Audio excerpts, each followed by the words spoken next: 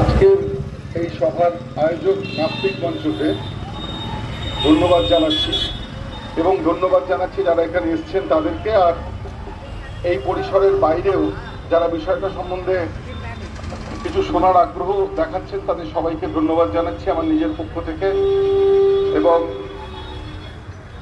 যুক্তিবাদী আন্দোলনের পক্ষ থেকে।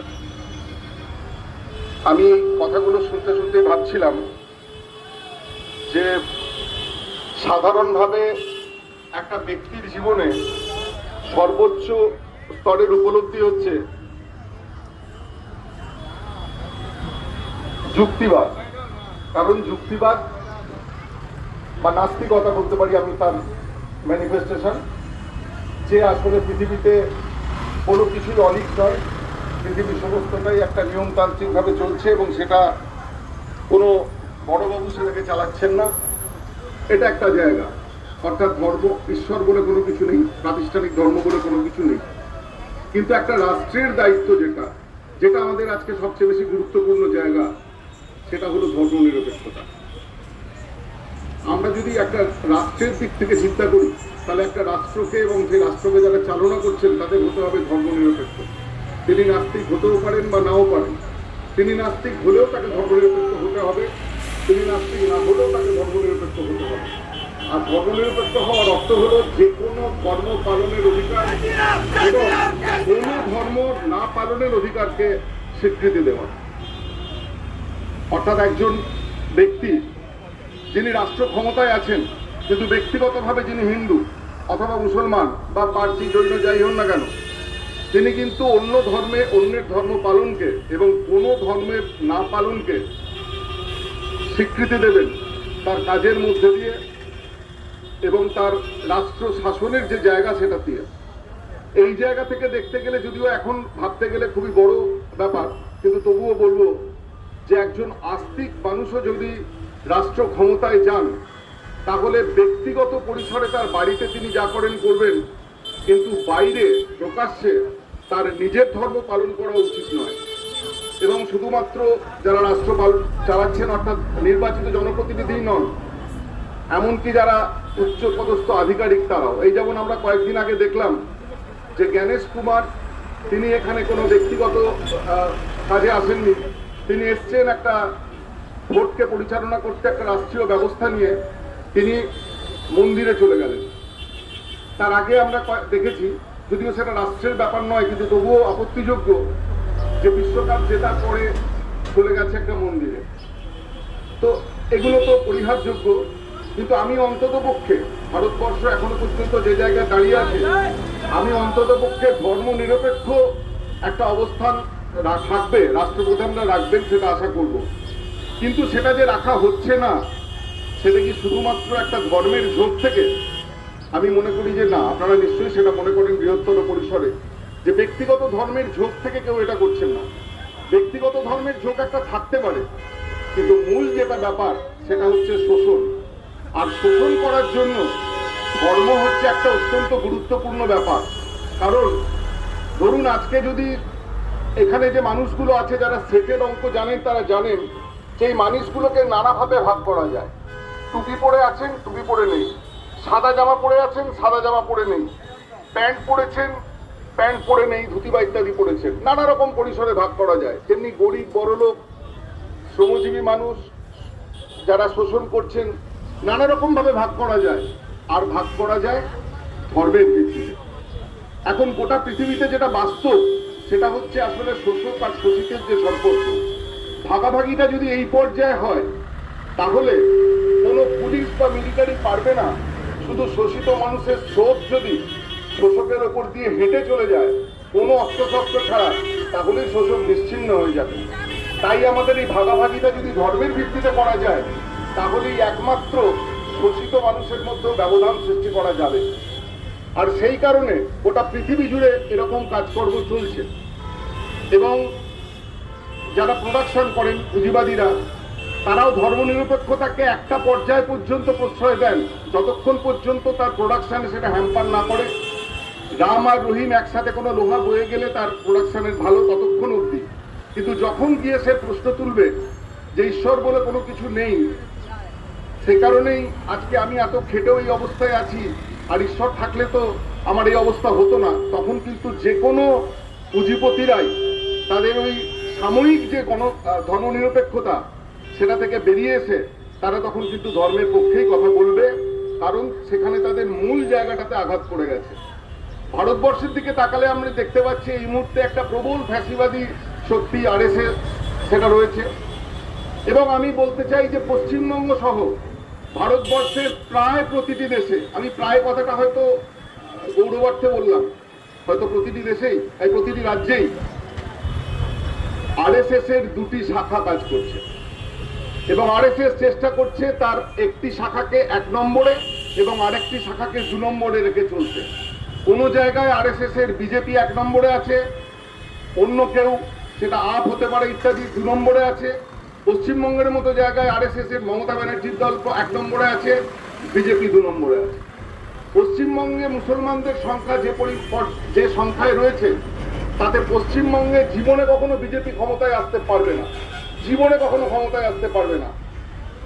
পশ্চিমবঙ্গে মমতা ব্যানার্জির মতো সরকারকে ক্ষমতায় থাকতে হবে বিজেপির জুজু দেখিয়ে, এবং তার মধ্যে দিয়ে হিন্দু ধর্মের পক্ষে ধর্মনিরপেক্ষতার বিরুদ্ধে যা যা করা যায়, যা বিজেপিও এখানে এসে করতে পারতো না, মমতা ব্যানার্জি তা করে দেখিয়েছেন।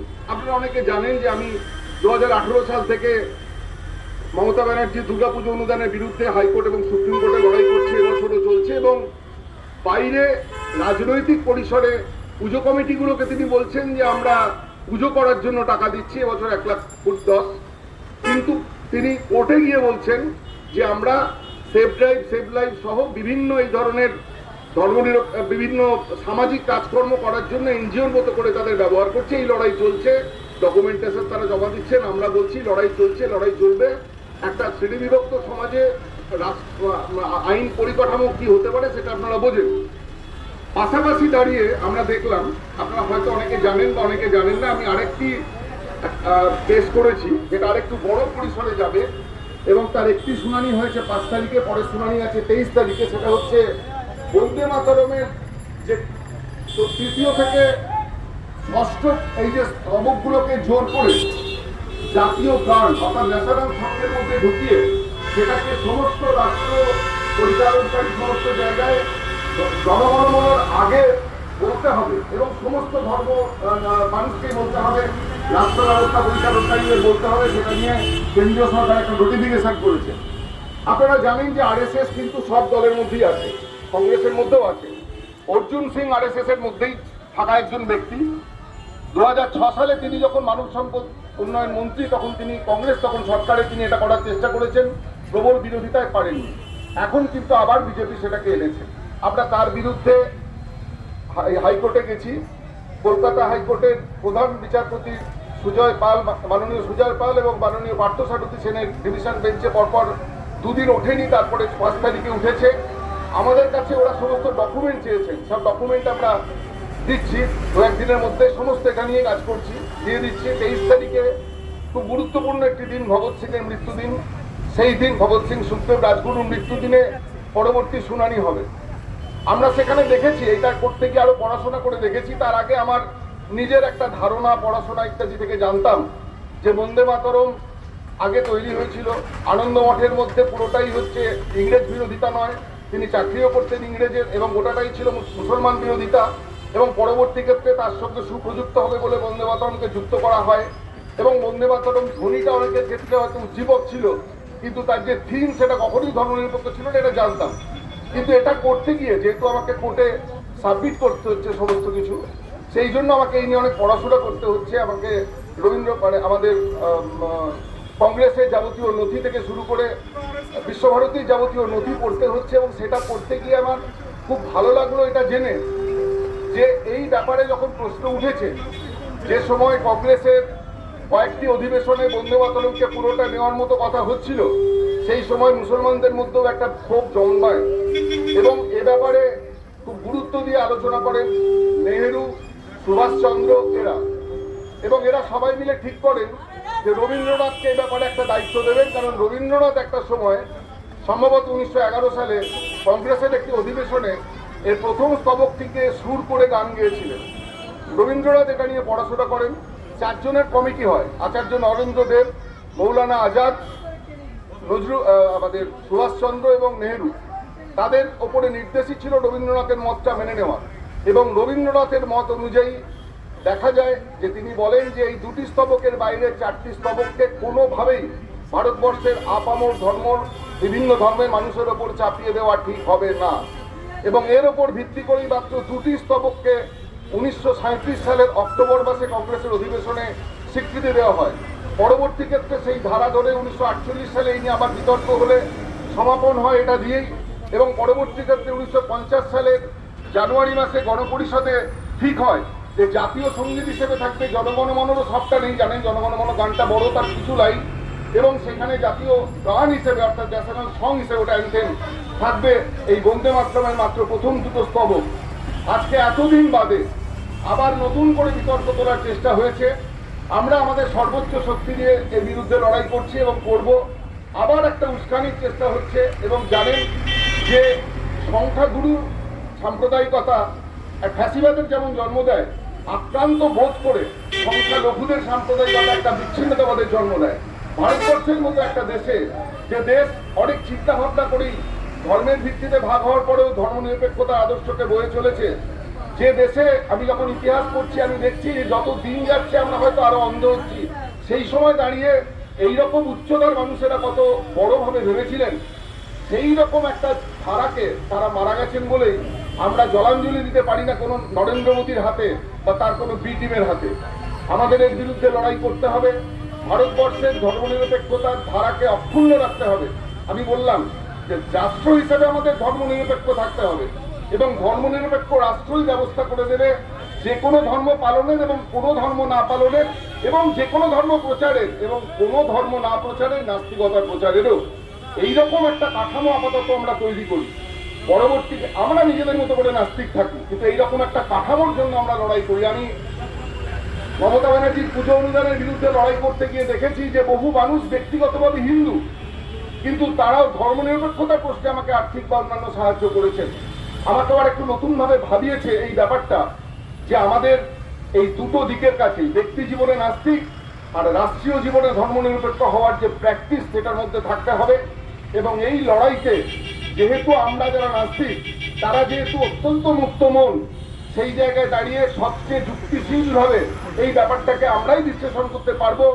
আমরাই পারবো মানুষে মানুষে যে ভেদাভেদ সেটাকে দূর করে শুধুমাত্র শোষক এবং শোষিতের ভিত্তিতে গোটা ব্যবস্থাটাকে যেন সবাই দেখতে শেখে, এই আয়নাটা দিয়ে গোটা মানুষকে দেখাতে পারবো। তাহলেই সাধারণ মানুষের জয় অনিবার্য, শোষিত মানুষের জয় অনিবার্য। সেই দিনের পথে আপনাদের আজকের এই উদ্যোগ একটু হলেও আলোকবর্তিকা। তাই আপনাদের সবাইকে আবার সংগ্রামী যুক্তিবাদী অভিনন্দন জানিয়ে আমার বক্তব্য শেষ করলাম।